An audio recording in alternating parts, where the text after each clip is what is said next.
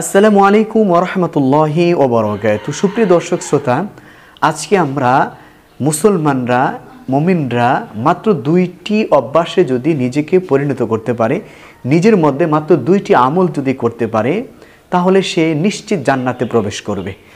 এই দুইটি আমল কি, এই দোয়াটি কি, বা এই দোয়াটি পড়লে নিশ্চিত সে জান্নাতে প্রবেশ করবে, কোন সময় এই দোয়াটি পড়বে?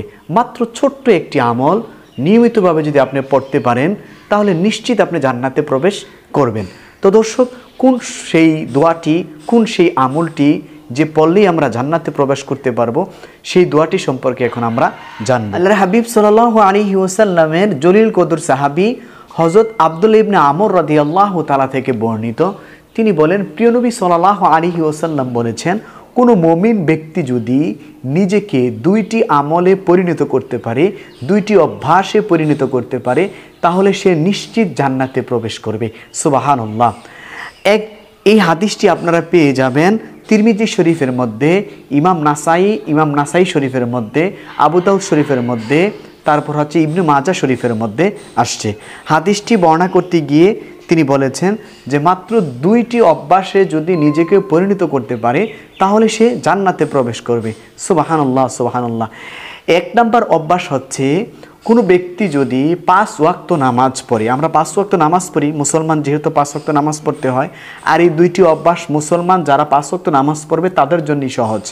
আল্লাহ রাসূল সাল্লাল্লাহু আলাইহি ওয়াসাল্লাম এটাই বলেছেন, যারা মুসলমান, যারা 5 ওয়াক্ত নিয়মিতভাবে নামাজ পড়ে, তাদের জন্যই এটা আমলটা করা একবারে সহজ।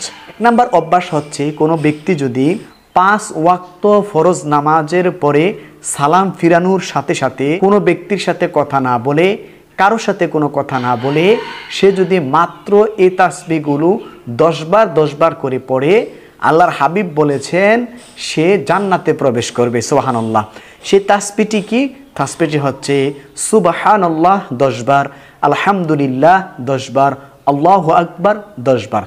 আল্লাহর হাবিব বলেছেন এই আমলটি একবারে সহজ, তবে এই আমলটি করার মতো মানুষ একেবারেই কম হবে, কারণ অনেকে মনে থাকবে না, ফরজ নামাজের সালাম ফিরানোর পরে মনে থাকবে না এই 10 বার করে এই আমলটি করা। এই জন্য যারা আজকে ভিডিওটি দেখছেন, তারা অবশ্যই নিয়ত করে ফেলেন যে আমি প্রত্যেক ফরজ নামাজের সালাম ফিরানোর সাথে সাথে কারো সাথে কোনো কথা না বলেই আমি তাসবিহগুলো মাত্র 10 বার পাঠ করব।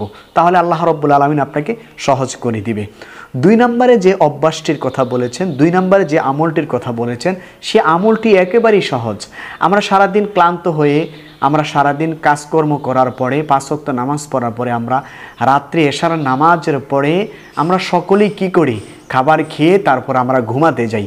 আল্লাহর হাবিব সাল্লাল্লাহু আলাইহি ওয়াসাল্লাম বলেছেন, কোনো ব্যক্তি তার সাংসারিক কাজ থেকে ফারেগ হওয়ার পরে কারো সাথে কথা না বলে যখন সে বিছানাগত হবে, বিছানায় শোয়ার পরে ডান কাত হয়ে যদি এই তাসবিহগুলা মাত্র 33 বার আর মাত্র 34 বার পড়তে পারে, তাহলে সে জান্নাতে প্রবেশ করবে। তাসবিহটি হচ্ছে একই তাসবিহ, সুবহানাল্লাহ 33 বার, আলহামদুলিল্লাহ 33 বার, আল্লাহু আকবার 34 বার।